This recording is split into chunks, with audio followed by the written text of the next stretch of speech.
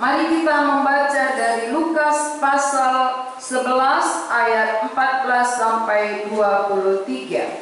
Kita akan baca dalam bentuk responsoria. Saya baca ayat genap, kita semua baca ayat ganjil. Lukas pasal 11 ayat 14 sampai ayat 23. Yesus dan Beelzebul. Pada suatu kali Yesus mengusir dari seorang suatu setan yang membisukan. Ketika setan itu keluar, orang bisu itu dapat berkata-kata, maka heranlah orang banyak. Tetapi ada di antara mereka yang berkata, ia mengusir setan dengan kuasa Beelzebul, penghulu setan. Ada pula yang meminta suatu tanda dari sorga kepadanya untuk mencobai dia. Tetapi Yesus mengetahui pikiran mereka, lalu berkata, setiap kerajaan yang terpecah-pecah pasti binasa, dan setiap rumah tangga yang terpecah-pecah pasti runtuh. Jikalau iblis itu juga terbagi-bagi dan melawan dirinya sendiri, bagaimanakah kerajaannya dapat bertahan? Sebab kamu berkata bahwa aku mengusir setan dengan kuasa Beelzebul. Jadi jika aku mengusir setan dengan kuasa Beelzebul, dengan kuasa apakah pengikut-pengikutmu mengusirnya? Sebab itu mereka yang akan menjadi hakimmu. Tetapi jika aku mengusir setan dengan kuasa Allah, maka sesungguhnya kerajaan Allah sudah datang kepadamu. Apabila seorang yang kuat dan yang dapat bersenjata menjaga rumahnya sendiri, maka amanlah segala miliknya. Tetapi jika seorang yang lebih kuat daripadanya menyerang dan mengalahkannya, maka orang itu akan merampas perlengkapan senjata yang diandalkannya dan akan membagi-bagikan rampasannya. Siapa tidak bersama aku, ia melawan aku, dan siapa tidak mengumpulkan bersama aku, ia mencerai-beraikan. Tema khotbah kita hari ini terlepas dari rampasan. Saudara-saudara, temanya terlepas dari rampasan. Pernahkah saudara mendengar kata rampasan? Rampasan itu berarti bukan miliknya yang diambilnya. Itu yang dikatakan dengan rampasan. Lalu siapa yang merampas? Dan siapa yang dirampas? Ini harus kita ketahui. Perampas itu di dalam ayat ini adalah iblis. Jadi iblis itu statusnya dia bukan pemilik, tetapi dia sebagai perampas. Perampas ini tujuannya adalah untuk membinasakan yang dirampasnya. Lalu siapa yang dirampasnya? Manusia kekasih Allah. Karena manusia adalah makhluk mulia. Manusia adalah makhluk tertinggi dari semua ciptaan Tuhan. Maka manusia yang termulia itulah yang dirampas oleh iblis. Jadi sekarang saya mau tanya saudara-saudara, apakah saudara pernah mendengar perkataan bahwa ada setan putih, ada setan hitam? Lalu kenapa dikatakan setan putih? Oh, dia ini setan putih karena dia hanya mengobati, dia menolong, bukan merusak, bukan menghancurkan. Kalau kita mengerti dari firman Tuhan, kalau namanya bukan pemilik, itu perampas. Jadi kalau namanya setan, itu tidak ada setan putih. Setan ya setan. Gak ada white magic, black magic, gak ada. Setan adalah musuh Allah. Setan adalah musuh manusia. Setan bukan pemilik hidup kita. Maka tidak boleh kita katakan ada setan baik. Ada setan yang menolong, ada setan yang menghancurkan, sehingga kita kena tipu. Sudah berapa lama saudara kena tipu oleh si perampok itu, oleh si perampas itu? Saudara sudah dirampas. Kenapa saudara? Kenapa manusia dirampas? Karena kita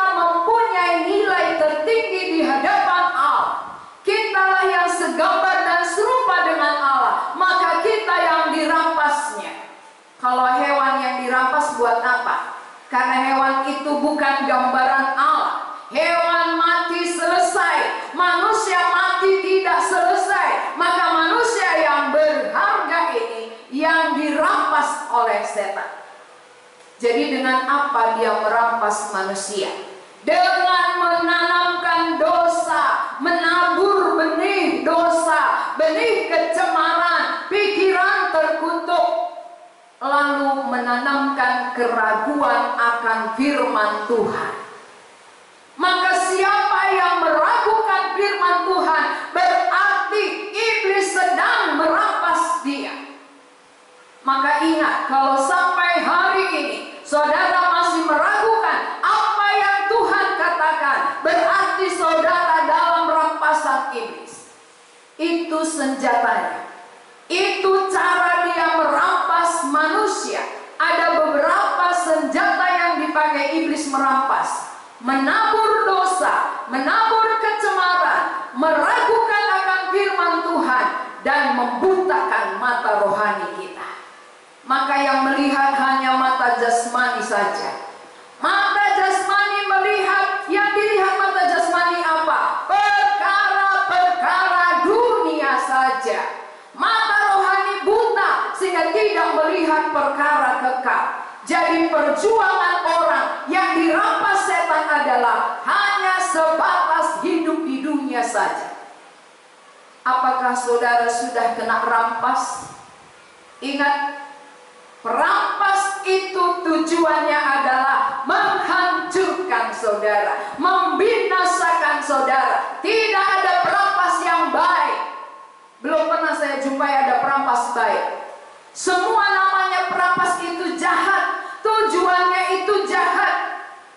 Jadi iblis adalah perampas karena dia bukan pemilik. Jadi kalau demikian saudara, siapakah pemilik kita?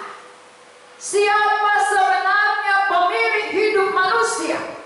Pemilik hidup kita adalah Tuhan pencipta, Tuhan yang maha kuasa.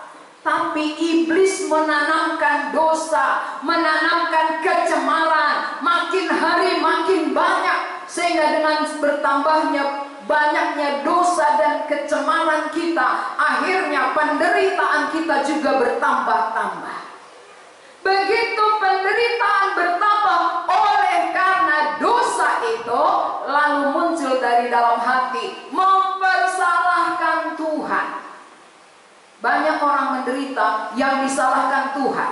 Padahal kenapa manusia menderita? Karena iblis sudah menanamkan dosa. Dosa yang bertambah-tambah ini akan menekan kita. Ini akan memperburuk keadaan kita, membuat kita semakin menderita, semakin tertekan, semakin mempersalahkan satu sama lain. Akhirnya sesudah dosa bertambah-tambah tiap-tiap hari, lalu Allah yang kita persalahkan, iblis mendapat keuntungan. Berarti perangkapnya masuk dalam diri saudara. Saudara adalah salah satu rampasannya. Kalau sampai hari ini saudara masih dalam rampasannya, saudara berbahaya. Saudara dalam keadaan bahaya, dalam rampasan. Kalau tidak menyadari itu, saudara tidak akan mencari jalan keluar. Siapa yang tidak menyadari dirinya dia dirampas, dia tidak akan mencari pertolongan. Tapi hari ini kita melihat bahwa semua manusia sejak nenek moyang kita Adam dan Hawa sudah ditabur oleh iblis dosa. Begitu dimakan oleh nenek kita, dosa itu turun-temurun sampai hari ini. Maka ketika kita makan dosa, kita terima, kita nikmati, maka kita terjaring oleh iblis. Itu harus diperhatikan, saudara. Lalu bagaimana solusi jalan keluarnya? Allah pemilik tidak membiarkan iblis merajalela. Karena kita bukan miliknya iblis. Allah yang bisa menolong kita. Maka Allah pemilik sengaja datang dari surga ke dunia ini untuk melepaskan kita. Karena hanya Allah pemilik yang lebih berkuasa, yang lebih kuat dari iblis. Kalau kita namanya dirampas, berarti dia lebih kuat dari kita. Kita nggak mampu melepaskan diri sendiri. Kita tidak bisa keluar dari rampasannya kalau tidak ada yang menolong. Kalau tidak ada yang melepaskan, kita tidak akan pernah lepas. Ingat, Allah sengaja datang. Mengapa? Dia tahu kita semua manusia dalam rampasan musuh. Musuh bukan pemilik, tapi manusia milik Allah sudah dalam rampasan setan, rampasan musuh. Maka Allah membebaskan kita. Salah satu yang dibebaskannya adalah orang yang bisu ini. Dalam ayat 14 kita lihat, ketika iblis dikeluarkan dari diri seseorang yang sudah dibisukan oleh setan, maka dia dapat berkata-kata. Berarti selain iblis menabur dosa, dia juga menabur kerusakan di dalam diri manusia yang sudah terjaring oleh dia, yang sudah dirampas oleh iblis. Dia menanam dosa dan juga merusak tubuhnya, sehingga dia tidak bisa berbicara. Dia bisu, saudara. Jadi kalau kita berpikir-pikir, bisakah orang percaya dibisukan oleh iblis? Bisa. Orang percaya bisu berkata-kata akan kebenaran. Mengapa? Dosa ditabur oleh iblis. Maka siapa yang orang percaya ada dosa di dalam hatinya, gak bisa dia berbicara, gak bisa menyampaikan kebenaran. Mulut tertutup, segan berkata-kata. Kenapa? Dosa menuduh. Jangan kira setan berhenti. Setan takkan pernah berhenti bekerja sampai dia dibinasakan. Kalau kita tidak mengerti akan hal ini, kita akan dijaring oleh dia. Kita tetap dalam rampasannya, saudara. Maka hari ini sadarilah keadaan saudara. Sadari keberadaan kita. Sejak kapan aku sudah di dalam rampasannya? Sejak nenek moyang kita Adam dan Hawa, semua manusia sudah dirampas tanpa kecuali. Jadi namanya dalam rampasan setan, apa yang bisa melepaskan? Bisakah kerajinan kita? Bisakah kebaikan kita? Bisakah perbuatan kita? Namanya sudah di dalam jaringnya, gak mungkin bisa keluar. Bagaimana baiknya pun seseorang kalau di dalam jaringnya setan, takkan bisa terlepas. Maka ingat, ada musuh. Musuh yang membuat kita masuk dalam perangkapnya. Lalu apa yang dipakainya jaring-jaringnya tadi? Jaring-jaringnya adalah dosa.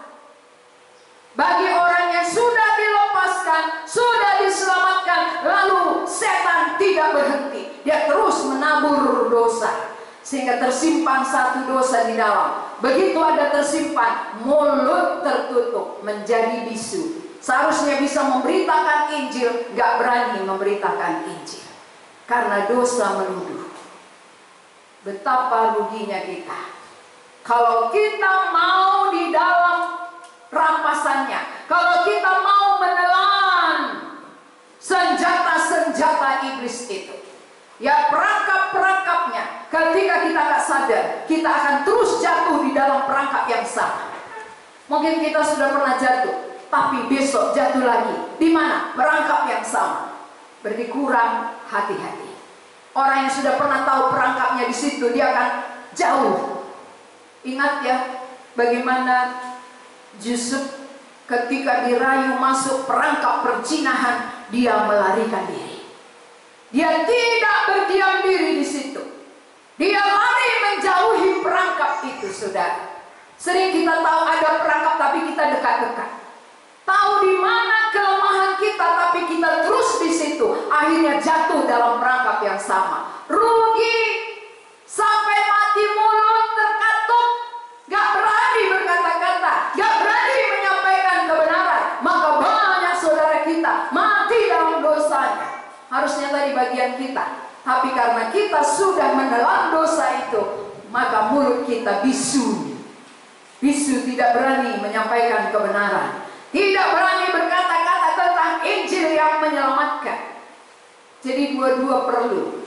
Yang sudah percaya, hati-hati, jangan masuk perangkap yang sama. Yang belum percaya harus meminta pertolongan. Tanpa pemilik hidup datang melepaskan, kita tetap terperangkap, gak mampu keluar dari rampasannya itu. Dari perangkap setan gak ada manusia yang sanggup keluar. Jadi harus ada yang melepaskan, yang lebih hebat dari setan. Apakah saudara lebih hebat dari setan? Kalau saudara lebih hebat, tentu saudara gak dijaring. Saudara gak akan dirampas kalau memang saudara lebih kuat. Karena kita lebih lemah, maka kita dirampas. Tuhan lebih kuat, Tuhan melepaskan rampasan setan. Jadi bagian kita sekarang, bukan oleh kekuatanku, bukan oleh kehebatanku, aku bisa lepas dari setan. Tapi oleh karena belas kasihan Allah sebagai pemilik kehidupanku. Jadi orang yang dilepaskan dari rampasan setan tidak akan pernah merasa kehebatan, tidak akan pernah merasa ini adalah usahanya, tapi dia semakin rendah hati karena tahu itu hanya oleh belas kasihan Tuhan saja. Saudara, ketika Tuhan Yesus membebaskan orang bisu itu, bagaimana cara dia melepaskan? Hanya ketika setannya diusir. Berarti setan di dalam merusak, setan keluar diperbaiki. Mengapa hidup saudara rusak sampai saat ini? Karena si perusak itu masih ada.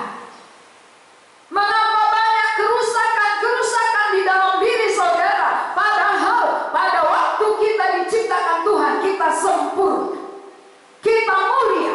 Mengapa sekarang banyak kerusakan? Karena ada si perusak di dalam diri kita, mendirikan tahtanya, lalu kita izinkan dia di situ. Akhirnya kalau si perusak ada, makin hari pasti makin rusak kehidupan kita.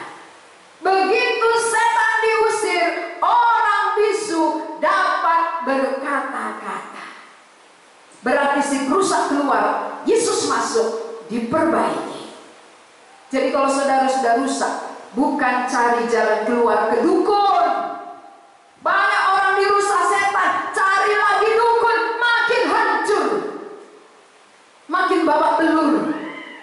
Jalan keluarnya bukan karena setan itu bukan bermusuhan. Setan dengan setan bersahabat. Maka waktu Tuhan Yesus mengusir ini, ada orang yang merasa kurang pas melihat Tuhan Yesus ini tidak seperti yang mereka harapkan. Dia berharap Mesias itu orang yang hebat, orang yang membebaskan mereka dari kekuasaan bangsa. Padahal Tuhan Yesus tidak seperti yang mereka harapkan. Maka mereka tidak percaya. Ketidakpercayaan mereka membuat mereka mengatakan apa? Oh, Yesus ini mengusir setan dengan kuasa Beelzebul. Kuasa Beelzebul itu adalah penghulu setan. Jadi dia katakan bahwa Yesus mengusir setan dengan penghulunya setan. Apakah itu bisa? Maka dua contoh diberikan Tuhan Yesus. Satu tentang kerajaan, satu tentang rumah tangga. Kerajaan itu berarti ada raja yang memerintah, ada anak buah staf. Ini semua satu kesatuan membangun kerajaan. Berarti kalau iblis itu adalah kerajaan gelap, maka Beelzebul penghulunya dengan anak buahnya satu kesatuan. Ngapain dia satu kesatuan? Membangun kerajaannya. Tidak mungkin ada yang merobohkan. Jadi antara setan dengan setan gak pernah bermusuhan. Kita yang ditipu, saudara. Siapa yang percaya bahwa ada setan yang lebih kuat daripada setan yang satu, sudah kena perangkap, sudah kena jaring setan. Iblis dengan iblis tidak pecah. Mereka satu kesatuan. Contoh yang kedua adalah rumah tangga. Rumah tangga, kalau suami pergi ke rumah orang tuanya, istri pergi ke rumah orang tuanya, apakah rumah tangga ini bisa bertahan? Gak mungkin. Kalau rumah tangga terpecah-pecah, gak mungkin rumah tangga bisa bertahan. Jadi demikian juga dengan kerajaan setan. Setan tidak bisa mengusir setan. Yang bisa mengusir setan adalah kuasa Allah. Sehingga kenapa mereka tersandung? Karena mereka mau Yesus ini seperti konsepnya, seperti pemikirannya. Ketika Yesus tidak seperti pemikiran mereka, mereka tidak percaya. Oleh karena mereka tidak percaya, maka dia katakan Yesus mengusir setan dengan Beelzebul. Saudara-saudara yang dikasihi Tuhan, mungkin saudara-saudara yang di rumah juga dan yang ada di tempat ini pernah berpikir demikian. Jadi firman Tuhan mengatakan, iblis tidak terbagi-bagi. Iblis tidak bisa saling bermusuhan. Tapi iblis itu satu kerajaan. Dia membangun kerajaannya. Bagaimana manusia di bumi ini semakin banyak terjaring masuk ke dalam kerajaan kegelapan, supaya banyak yang dibinasakan. Jadi kalau saudara sudah masuk perangkapnya, ingat, saudara dalam keadaan bahaya. Kalau saudara dalam keadaan bahaya, ada pertolongan datang. Ketika Yesus mengusir setan dan orang bisu berkata-kata, ini adalah mujizat, menyatakan bahwa ini kerajaan Allah datang. Tapi mereka menutup diri. Mereka malah memutarbalikkan firman Tuhan. Mereka menolak kebenaran. Sehingga orang yang menolak kebenaran ini empuk bagi setan. Ini aman bagi setan. Oh, ini milik kita. Dia sudah melihat mujizat Tuhan pun dia menolaknya. Dia tidak percaya ini aman milik kita. Mungkin saudara juga sudah banyak mengalami mujizat. Tapi sampai hari ini saudara belum percaya kepada Allah pencipta saudara. Sehingga saudara tetap dalam perangkap setan. Setan ketawa. Setan tersenyum. Kenapa? Karena banyak manusia kena tipu. Banyak manusia merasa diri rohani, tapi dalam jaringnya setan. Siapa yang menganggap dirinya rohani, dia merasa aman di dalam dosa, berarti masih dalam perangkap saudara. Kita melihat dari ayat 21, kita baca bersama-sama. Apabila seorang yang kuat dan yang lengkap bersenjata menjaga rumahnya sendiri, maka amanlah segala milik. Siapa yang kuat di sini? Setan. Apabila setan lengkap bersenjata menjaga rumahnya sendiri, maka amanlah segala miliknya. Senjata apa dipakai oleh iblis? Apakah senjata laras panjang atau laras pendek? Senjata apa yang dipakai iblis untuk menjaring manusia? Dia bukan memakai senjata yang dipakai oleh Pak Polisi. Bukan. Tapi senjata yang ampuh adalah menanam dosa, menabur lebih banyak kecemaran, dan merasa zona aman di dalam dosa. Banyak orang melakukan dosa tapi merasa aman. Oh, aman kok. Kenapa? Biasa-biasa aja kok. Lebih aman pun aku dibanding daripada orang yang rajin gereja.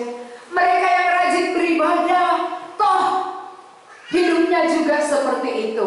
Aku yang gak rajin juga sama. Jadi banyak teman sama. Cari teman sama.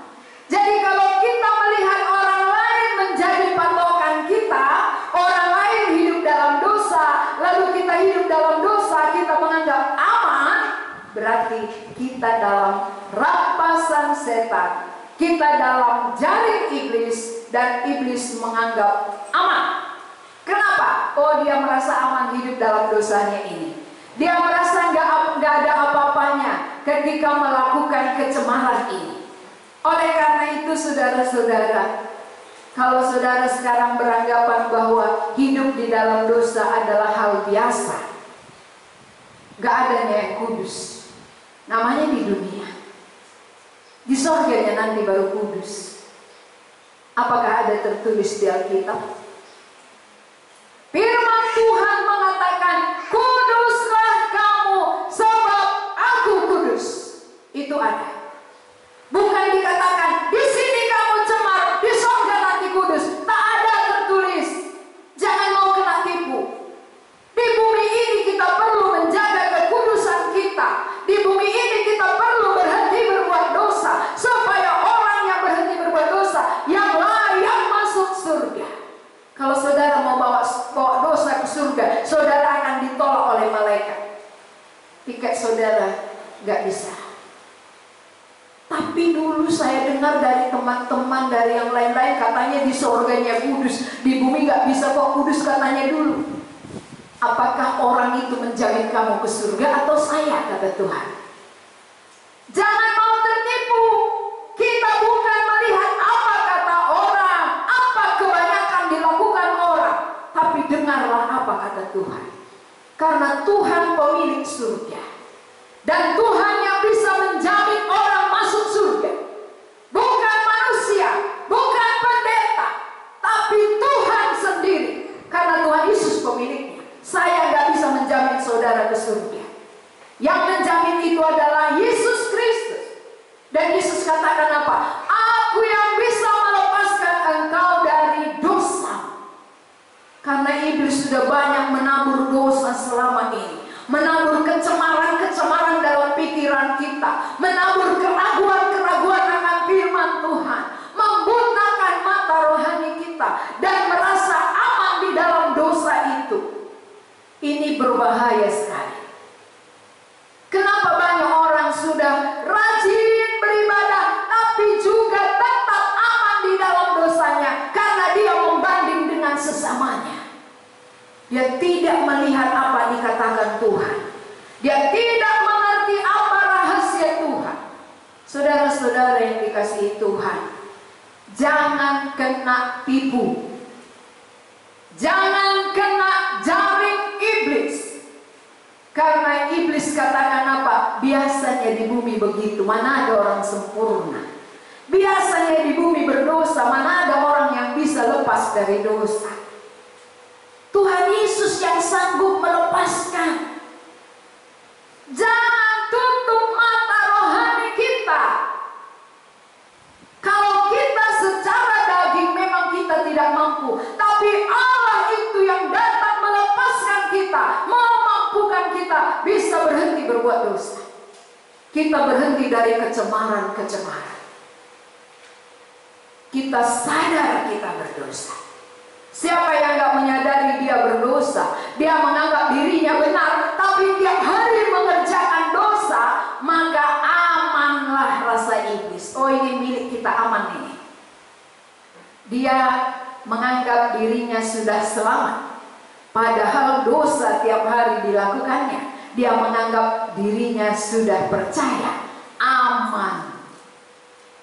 Jadi kalau setan menganggap saudara aman, saudara tidak akan diganggu lagi.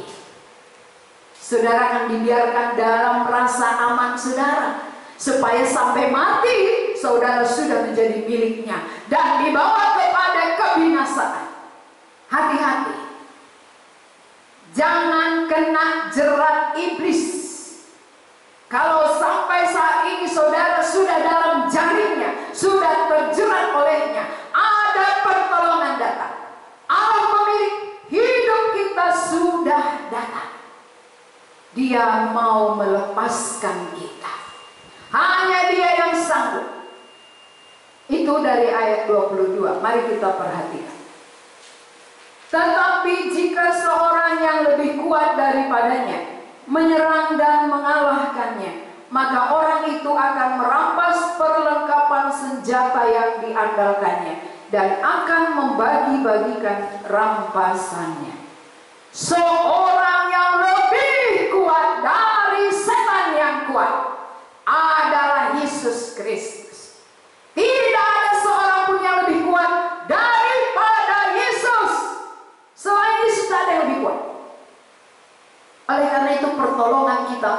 terlepas dari rampasan setan hanya satu pribadi, Yesus Kristus Tuhan. Di luar Dia tidak ada kelepasan, di luar Yesus tidak ada pembebasan. Untuk itulah Dia datang dari surga, melepaskan kita. Dia yang lebih kuat. Maka kalau Dia lebih kuat, bagaimana Dia melepaskan kita yang sudah terjaring oleh setan ini? Bagaimana yang sudah dalam rampasannya tadi? Tuhan melepaskan dengan cara apa? Dengan pekabaran Injil. Maka kalau ada pekabaran Injil dilakukan, setan gelisah, setan tidak nyaman.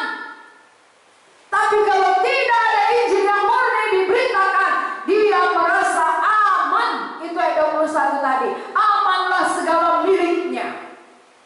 Kumpul di mana miliknya tadi? Bukan di pak tertua saja. Miliknya banyak, berkumpul di gereja. Saudara salah satu, ya, saudara yang mendengar ini salah satu. Miliknya itu adalah yang terus merasa aman di dalam dosa. Sudah berapa puluh tahun saudara menjadi Kristen, tapi aman di dalam dosa itu berarti milik iblis, rampasan setan. Saudara-saudara, saya kasih tahu ini sebagai bukti saya mengasihi saudara. Jangan tetap dalam tipuan setan. Setan musuh Allah, setan musuh kita. Allah pemilik hidup kita. Dia datang melepaskan saudara. Dia mau melepaskan saudara yang sudah dalam rampasan setan yang bertahun-tahun lamanya. Siapa yang merasa aman dengan pekabaran Injil?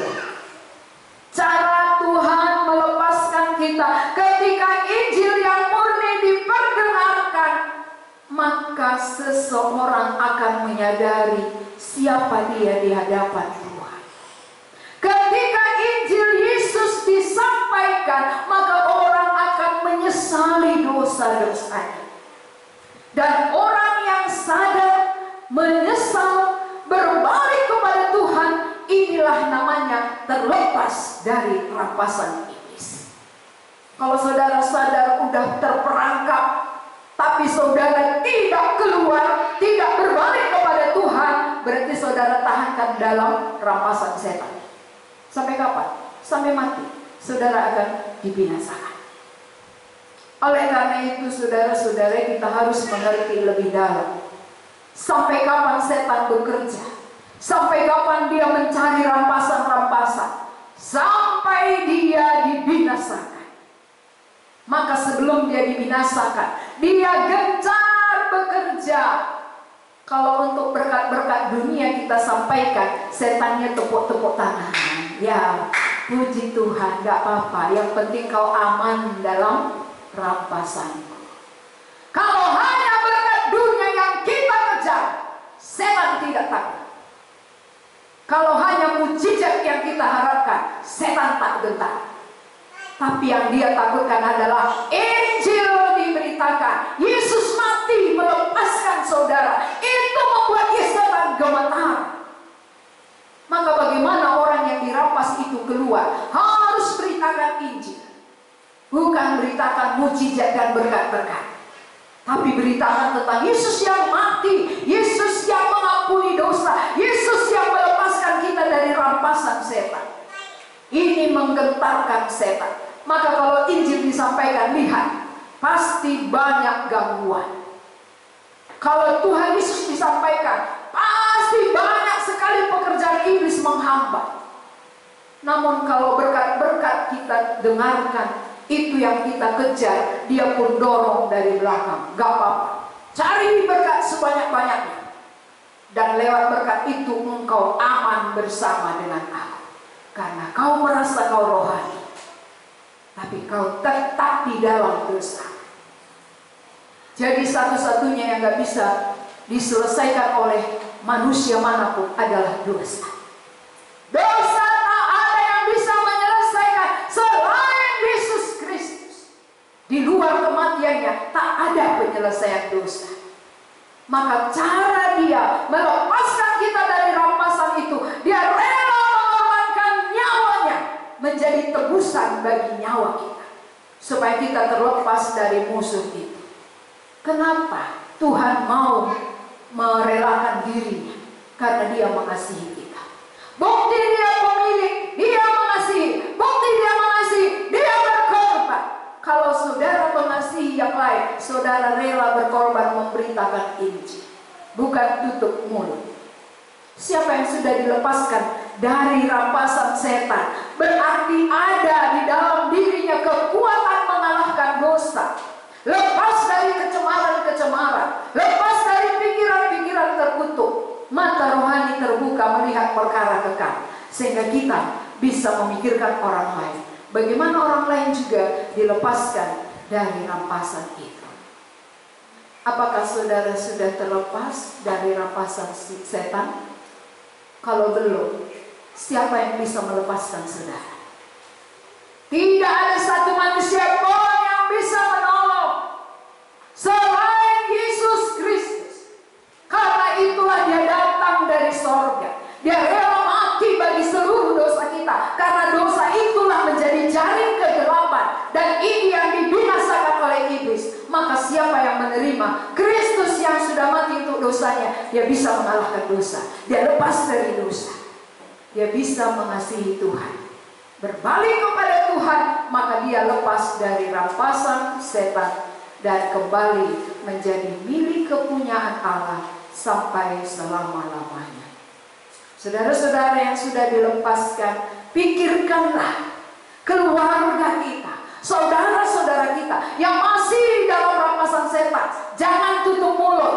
Kalau ada jaring iblis ditabur selama ini ke dalam diri saudara, selesaikan secepatnya, supaya mulut saudara kembali bisa berbicara. Kalau kita nggak bisa berbicara, berarti ada dosa di dalamnya. Ada dosa kita simpan, membuat dosa itu menuduh kita, membuat mulut tertutup, gak berani berkata-kata. Padahal begitu banyak manusia sedang dirampas oleh iblis. Apakah kita tidak menangisi mereka? Apakah kita tidak memikirkan nasib mereka? Kalau orang dalam rampasan gak dilepaskan, dia pasti menuju kebinasaan. Saudara-saudara yang dikasihi Tuhan, dimanapun mereka berada saat ini, pikirkan diri saudara. Jangan cari teman sama. Kalau saudara cari teman sama, banyak sekali sama, karena semua dijaring setan. Tapi cari jalan keluar dari rampasan ini. Siapa yang tahu ada jalan keluar, dia pasti keluar. Hari ini ada jalan keluar melalui pribadi Yesus Kristus. Ketika Injil disampaikan, hati harus dipersiapkan, supaya lewat Injil yang kita dengar, kita menyadari bahwa kita orang berdosa. Ketika kita sadar sebagai orang berdosa, kita menyesali akan dosa kita. Sesudah menyesal, kita berbalik kepada Tuhan pemilik hidup kita. Barulah kita terlepas saudara. Jadi jangan mau terus dalam rampasannya. Sudah sekian puluh tahun saudara rugi dalam rampasannya. Saudara menderita. Sudah menderita, saling mempersalahkan sesama rampasan pula. Yang suami kita masih dirampas setan, kita juga dirampas, kita berantem. Bayangkan. Padahal setan tadi yang menaruhkan dosa, kebencian, amarah, ya, kecurigaan, iri hati dan sebagainya. Ini ditambah oleh setan supaya kita perang. Bukan saling mempersalahkan. Orang sesama rampasan kok berantem. Pernah saudara lihat sama-sama penjara dia? Udah sesama tahanan berantem lagi, bayangkan. Udah sama-sama menderita. Kita ini sesama rampasan harus sadar diri. Bagaimana kami keluar dari rampasan ini? Kami menderita oleh karena setan. Jadi sekarang setannya ini yang perlu diusir, ini perlu dikeluarkan. Bagaimana mengeluarkannya? Terima Yesus Kristus. Ketika kita menerima Yesus, setan akan keluar. Maka kita menjadi orang yang terlepas dari rampasan itu. Maukah saudara lepas Atau saudara merasa masih dalam zona aman? Enak dalam dosa ini, ya. Kalau saudara katakan enak dalam dosa, berarti setan ketawa. Dia katakan, oh ini milik kita aman, biarkan aja dia. Tapi orang yang mulai mencari Tuhan, ini yang gelisah setan. Jangan sampai dia lepas ini. Mari kita ganggu dia, kita buat dia ngantuk, kita buat dia malas, dan sebagainya. Tapi ketika saudara berjuang sampai memiliki pribadi Yesus saudara, orang yang berkemenangan, sekali saudara dilepaskan dari rampasannya, sampai selamanya saudara bukan lagi milik setan, tapi sudah milik kepunyaan Allah. Dari saudara dilepaskan sampai ke surga. Ini keberuntungan yang sangat besar bagi kita. Karena itu saya mengulangi poin-poin penting sekali lagi. Apa senjata setan yang dipakainya? Dosa, kecemaran, keraguan akan firman Tuhan, dan juga membutakan mata rohani. Ini senjata setan. Bagaimana melucuti senjatanya ini? Dengan mendengar Injil yang benar. Ketika Yesus diperkenalkan, maka kita menyadari dosa kita, kita tahu kecemaran kita, kita menyesali akan hidup kita, lalu kita berbalik kepada Tuhan. Kita terlepas dari rampasannya. Maka kita menjadi milik Allah sampai selama-lamanya, dan kita layak masuk ke surga. Saudara-saudara yang sudah terlepas, mengapa tidak berbicara sampai hari ini tentang kerajaan Allah, tentang Yesus Kristus? Berarti saudara masih menerima pancingan-pancingan iblis tadi. Dosa-dosa yang ditawarkannya masih saudara telan. Itu membuat saudara bungkam, karena dosa itu menuduh diri kita. Siapa yang menimpa dosa tidak berani berkata-kata tentang kebenaran. Tapi kalau kita sudah selesaikan, kita dapat berkata-kata kembali. Jangan biarkan musuh berkemenangan, tetapi berilah Tuhan yang berkemenangan di dalam kehidupan kita. Mari kita berdoa. Tuhan, kami mengucap syukur untuk firman yang sudah kami dengar pada hari ini. Kami tahu Tuhan, bahwa iblis bukan pemilik hidup kami. Dia adalah perampas yang sudah merampas mulai dari nenek moyang kami Adam dan Hawa sampai kepada kami hari ini, sampai kepada generasi-generasi berikutnya. Senjata yang paling ampuh yang diandalkan adalah dosa, kecemaran, keraguan akan firman Tuhan, dan mata rohani yang dibutakan. Tetapi Engkau Tuhan datang. Engkau datang ke dunia melepaskan kami, dan Engkau sudah selesaikan di kayu salib. Bagian kami sekarang adalah menyambut Engkau. Ketika kami menerima Engkau, maka kami terlepas dari rampasan itu.